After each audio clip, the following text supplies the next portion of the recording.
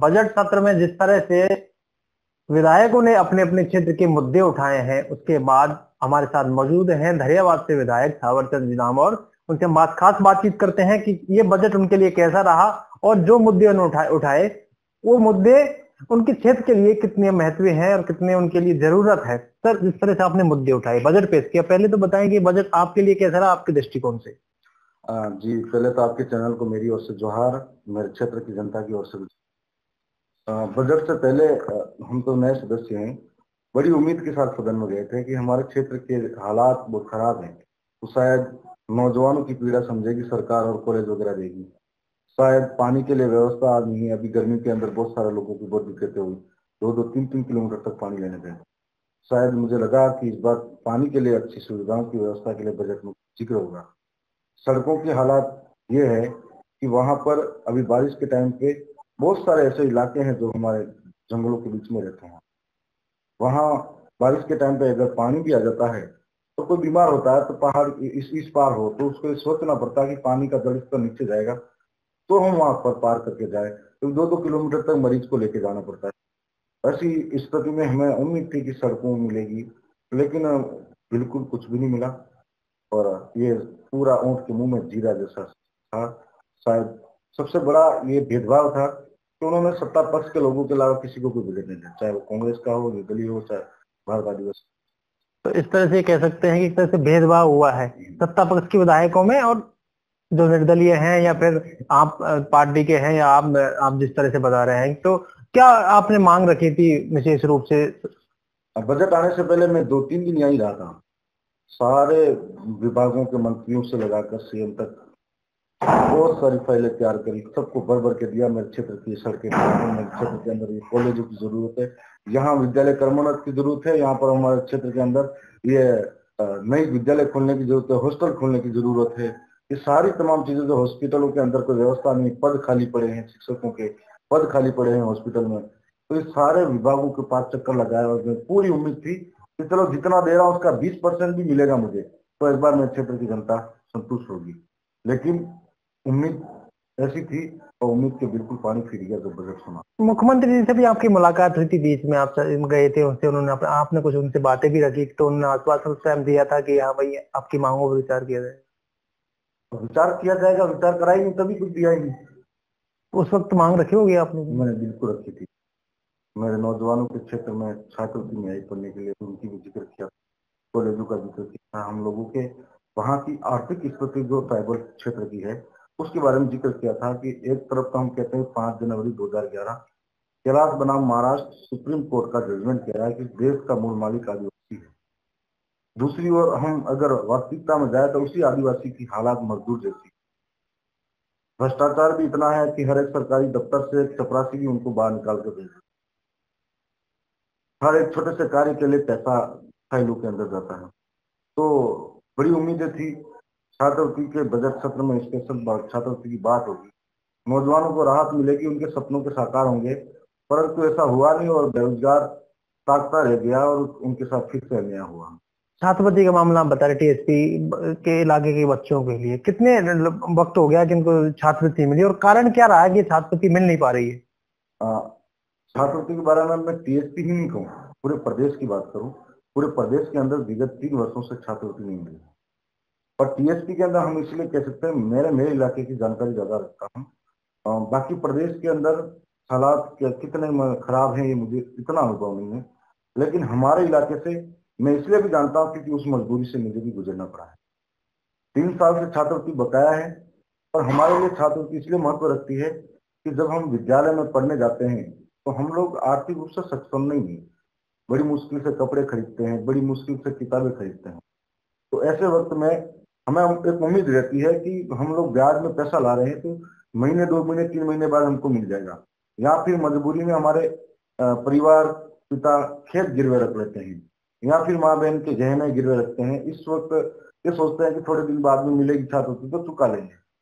ऐसे वक्त में हमारे पास छात्रवृत्ति नहीं आती है तो हमारे जैसे नौजवान, उनके ऊपर दबाव होता है, परिवार से हो या घर से हो या कॉलेज से हो, कि हमें कॉलेज तो आपको इसलिए बता रहा हूँ कि प्राइवेट कॉलेज ही है अधिकतर, सरकारी में 40-80 सीटें होती, वहां पर कहाँ जाएगा नौजवान, तो फिर वहां से दबाव होता है परीक्षा में नहीं बैठने देंगे आपको, आप छात्रवृत्ति के लिए आप पैसा लेके आइए, तो पैसा नहीं होता है, मजबूरी में हीन भावना के साथ में बाहर जाता है कमाने के लिए और पैसा इकट्ठा करता है। इसमें मजबूरी ये होती है, यहाँ तो वो पढ़ नहीं पाता है और फीस भरते भरते उसकी पढ़ाई भी छूट जाती है। ये और बहुत सारे मेरे क्षेत्र के लोगों का खेत नीलाम हो सकते हैं, बहुत सारों के जो गहने हैं वो डूब जाते हैं। इस स्थिति से गुजरते हुए 2021 से 22-23 से इसका 21-22-23 से 24 तक अभी तक बहुत सारों को छात्रवृत्ति नहीं मिली है। तो ये मजबूरी है हमारे क्षेत्र की, पक्ष भी है विपक्ष भी है।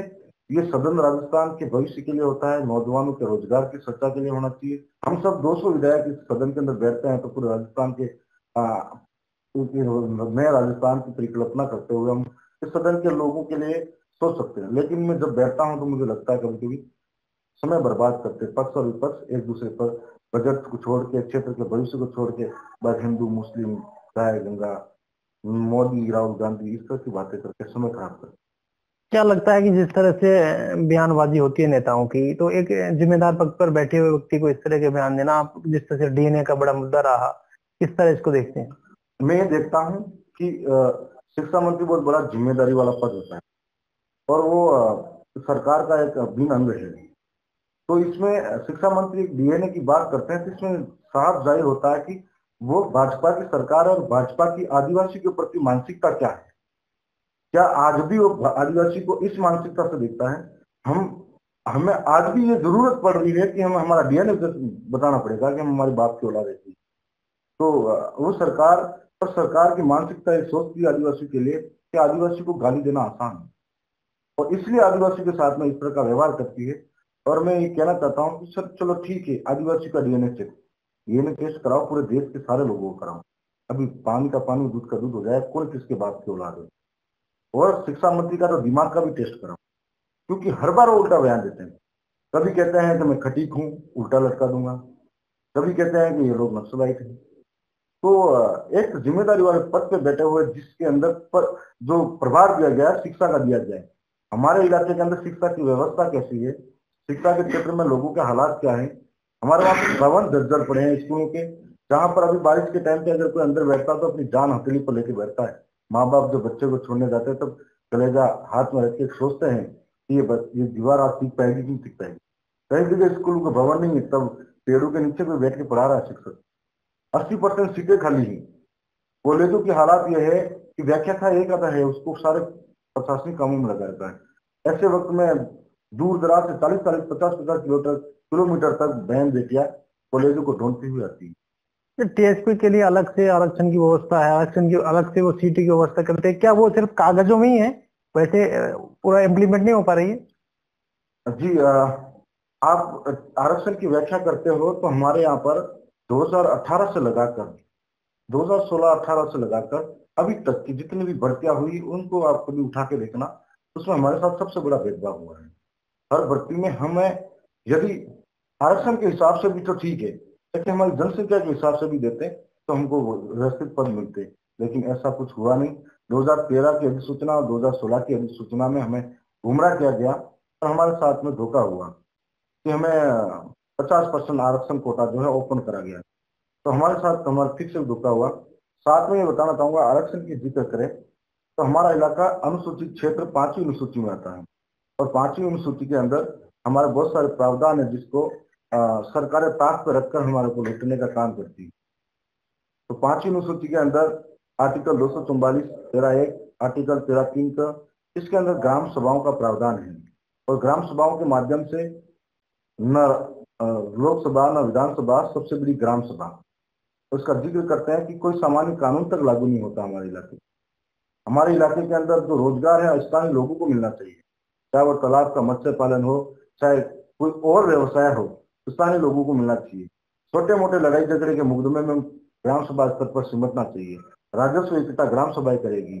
और लेकिन आज इसका विपरीत हो रहा है यहाँ। और दूसरी बात, विपरीत इसलिए भी हो रहा है, हमारे इलाके में जो कार्मिक लगे हो, चाहे कलेक्टर हो, एसपी हो, चाहे वो डीवाईएसपी हो, तहसीलदार हो, एसडीएम हो, ये बाहर के होते हैं।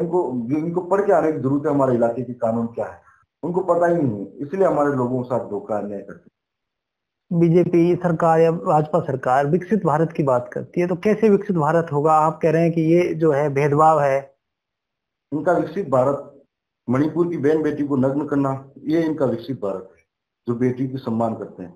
इनका विकसित भारत यहाँ राजस्थान को निःशुल्क बिजली देने के लिए हसदेव के जंगलों को उजाड़ कर वहां के आदिवासी को विस्थापित करते हैं। ये इनका विकसित भारत का विजन है। इनका विकसित भारत गुजरात के अंदर केवड़िया के अंदर स्टेच्यू ऑफ यूनिटी बनाने के नाम पर हजारों आदिवासी को विस्थापित करते हैं। ये इनका विकसित भारत है। इनका विकसित भारत सोने की खदानों के नाम पर हमारे आदिवासी को विस्थापित करते हैं। ये इनका विकसित भारत है। कभी डैम के नाम पर, कभी खनन के नाम पर, तो एक विकास के नाम पर आदिवासी का विनाश करना इनका विकसित भारत है। तो किस तरीके से कह सकते हैं कि एक अंतिम तौर पे बेटा मुख्य धारा में नहीं आ पा रहा है, जिसको मूलभूत सुविधाएं नहीं दिला पा रहे हो। विकसित भारत अंबानी अडानी के लिए हो सकता है, इन बीजेपी वालों के लिए, उद्योगपति के लिए विकसित भारत हो सकता है। हम गरीब लोगों के लिए कभी विकसित भारत नहीं आया। ऐसा आज भी हमारे क्षेत्र के अंदर कोठड़ा की जो घटना आपने अखबार में देखी होगी कि छोटे छोटे नवजातों को बेचने का काम किया जा रहा है, दिल्ली तक के लोग लेके जा रहे हैं। उसमें ये बहुत पीड़ादायक चीज है कि ऐसी क्या मजबूरी है उस माँ बाप की जिसको अपने कलेजे का टुकड़ा बेचने पर मजबूर होना पड़ा। यह एक रोटी के लिए मजबूरी है। सरकारों ने उसके लिए कौन सी व्यवस्था करी? आप चांद पे पहुंच गए, आपको वहां नजर आ गया, लेकिन धरती पे जो कलेजे के टुकड़े, चांद के टुकड़े, उनका क्या हो रहा है? इसको मैं विकसित भारत नहीं कह सकता। एक पेड़ लगाओ माँ के नाम, दूसरा हसदेव राजस्थान के नाम। आपके समाज के जो बीजेपी में है खासकर, वो कहते हैं कि हम हिंदू हैं और आप कह रहे हैं आदिवासी, तो क्या ये एकजुटता, और कैसे ये देखते हैं इस चीज को आप? मैं ये बताना चाहूंगा, एक तो मेरी समाज के लोग पूरी तरह से इन पार्टियों के गुलाम बन चुके हैं, आदी बन चुके हैं, और उनको टिकट का लोभ लालच है और टिकट के लालच के आधार पर वो काम करते हैं। मैं ये बताना चाह रहा था, वो बता रहे हिंदू है। 1931 के अंदर धर्म कोड में हमें आदिवासी धर्म कोड मिला हुआ था। 1931 के बाद में हमें अन्य धर्मों में लिया गया था। उसके बाद में सरकारें आई, 1951 के बाद में हमें दूसरे में शामिल कर लिया गया। दूसरा मैं ये बताना चाह रहा था कि आदिवासी के अंदर हिंदू विवाह अधिनियम लागू नहीं होता। तो ये हमारे हमारे वहां पर मान्यता है, लड़की भी दूसरी जगह नाते जाती है। फिर हमारा भरण पोषण का अधिनियम लागू नहीं होता। हमारे साथ में वंश का अधिनियम लागू नहीं होता कि इसका उत्तराधिकारी यही होगा। तो तो फिर हम ये हिंदू चीजें कैसे अब होते आगे हैं? कैसे खत्म होंगी, किस तरह से ये चीजें, क्योंकि जिस तरह से डेवलपमेंट हुआ है, टेक्नोलॉजी बढ़ी, उसके बाद भी ये सारी चीजें आप बता रहे कि अभी भी वो सारी चीजें चल रही है। इसके बाद दहेज अधिनियम है, वो भी लागू नहीं होता। तो ये हम लोगों को जबरन हिंदू बनाया गया है। हम आदिवासी हैं, आदि अनादिकाल से इस धरती पे रहने वाले हैं। जब इस देश का नाम भारत नहीं पड़ा तब से आदिवासी हैं। जब इस देश का संविधान बना नहीं तब से आदिवासी हैं। जब इस देश के अंदर कोई धर्म अस्तित्व में नहीं आया तब से भी आदिवासी हैं। हमारी पूजा पद्धति प्रकृति से जुड़ी हुई है। हमारी बोली भाषा परंपरा दूसरों से अलग है, और यही हमारा विशेषता है। आप हमारा विवाह पद्धति जो है, हम लोग शादी में जो फेरे लेते हो ना, तो हिंदू विवाह के अंदर आप लेफ्ट से फेरे लेते हो, हम लोग राइट से लेते हैं। इसीलिए लेते हैं, हम प्रकृति से जुड़े हुए हैं। प्रकृति की हर चीज जो राइट से चलती है, चाहे आप हवा का वो देखो तो जो सर्कुलम होता है तो वो भी यही होता है। पानी के अंदर जब वो पड़ती है ना, अ, उसको क्या कहते हैं आपकी भाषा में, भंवर। बाबा, भंवर भी लेफ्ट होता है। फिर कोई बेल ऊपर चढ़ती है कभी भी अपन देखते हैं तो वो भी राइट चढ़ती है। हम इसका मतलब ये कहना चाह रहे हैं कि हम प्रकृति से जुड़े हुए हैं, तो प्रकृति के नियमों के साथ हम चलते हैं। और ऐसा हिंदू के अंदर होता नहीं। विवाह के अंदर वो कोई भी आदिवासी शादी करता है जो हिंदू कह रहे हैं उनको बोलो इन प्रथाओं में आप शामिल हो कि नहीं। ये तो टिकट और राजनीति के लिए करते हैं। बाकी ऐसा हम बता रहे हैं, उसका सीधा असर है कि संविधान के जो नियम है उनको ताक पे रख के हमको बनाया जा रहा है। एक सवाल यह है कि आपके वहाँ का जो सोने की खादान की आप बात कर रहे थे, तो वहां से वो निकले हैं, अब उसके लिए आप क्या कह रहे हैं कि भाई हम तो वो वहां से कंकड़ भी अपने क्षेत्र से नहीं ले जाने देंगे, तो ये कैसे होगा? जी, हम कानून से लड़ेंगे, संवैधानिक तरीके से लड़ेंगे, क्योंकि आर्टिकल 244(1) और 13(3) ये कहता है कि ग्राम सभा के बिना परमिशन से आपके वहां पर कोई खनन नहीं हो सकता, वहां पर एक कंकड़ पत्थर नहीं उठाया जा सकता। फिर ये नीलामी के टेंडर अवैध हैं। कानूनों को ताक में रखे, या फिर ये कह सकते हैं कंकड़ पत्थर तब ले जा सकती है जब बीजेपी संविधान विरोधी हो, वो संविधान को नहीं मानती है।